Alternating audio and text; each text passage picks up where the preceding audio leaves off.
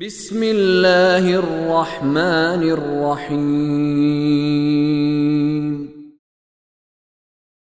هو الذي أنزل عليك الكتاب منه آيات محكمات هن أم الكتاب وأخر متشابهات فأما الذين في قلوبهم زيغ فيتبعون ما تشابه منه ابتغاء الفتنة وابتغاء تأويله وما يعلم تأويله إلا الله والراسخون في العلم يقولون آمنا به كل من عند ربنا وما يذكر إلا أولو الألباب۔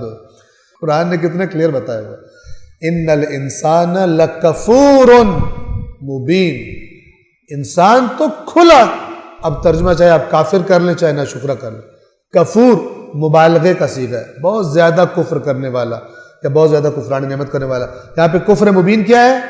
اللہ کا جز بنانا۔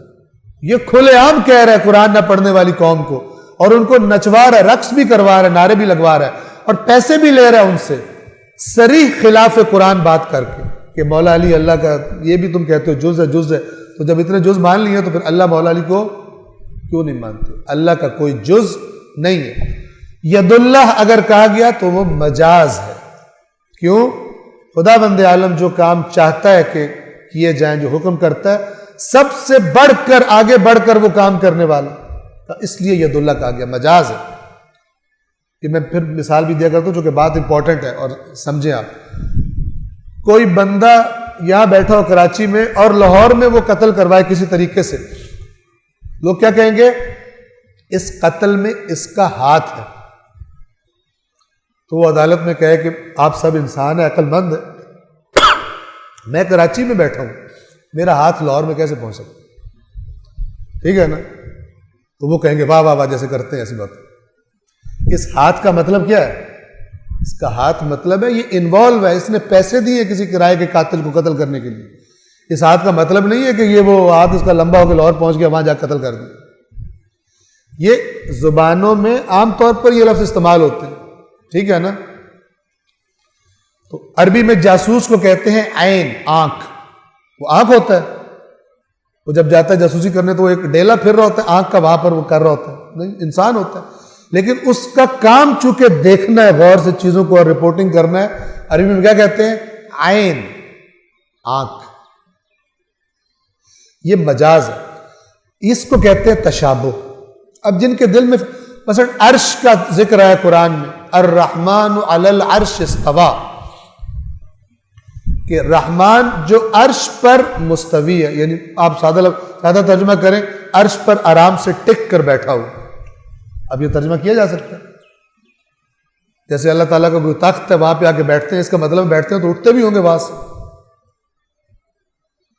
تو یہ سب متشابہات ہیں۔ کیا ان سے بات سمجھ آ رہی ہے کہ جس طرح بادشاہ کے پاس اقتدار ہوتا ہے، اس کا تخت ہوتا ہے، اس کائنات کا تخت اللہ کا ہے، ٹھیک ہے نا؟ جب کسی کی حکومت الٹی جاتی کیا کہتے ہیں؟ اس کا تختہ الٹ گیا اس کا، ایسا کہتے ہیں نا؟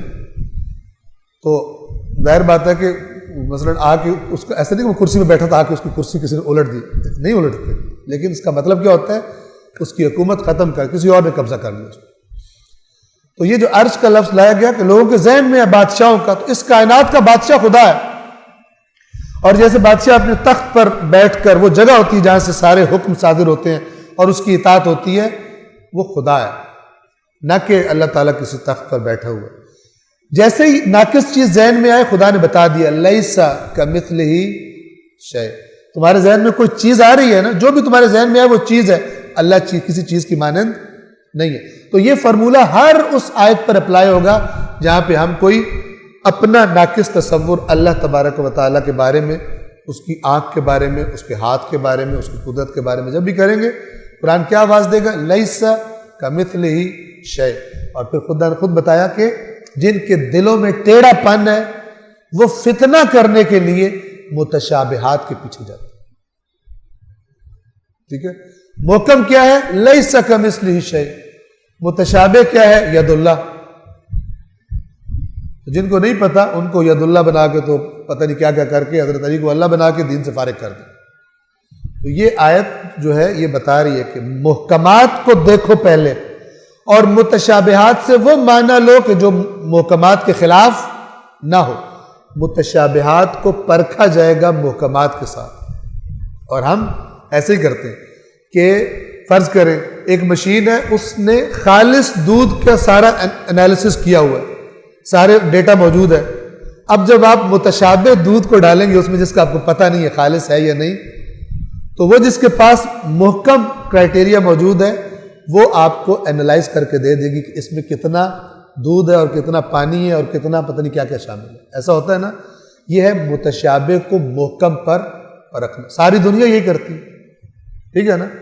آپ کہتے ہیں نہیں میں چیک کروں گا, میں چیک کیا کر, آپ کے پاس کچھ محکم معیار ہے اس پر آپ متشابہ کو چیک کر رہے ہیں. میں تو اس کو دیکھوں گا پرکھوں گا تب میں اس کے بعد قبول کروں گا یہ چیز صحیح ہے یا صحیح نہیں ہے. صلوات پڑھیں محمد وآلہ.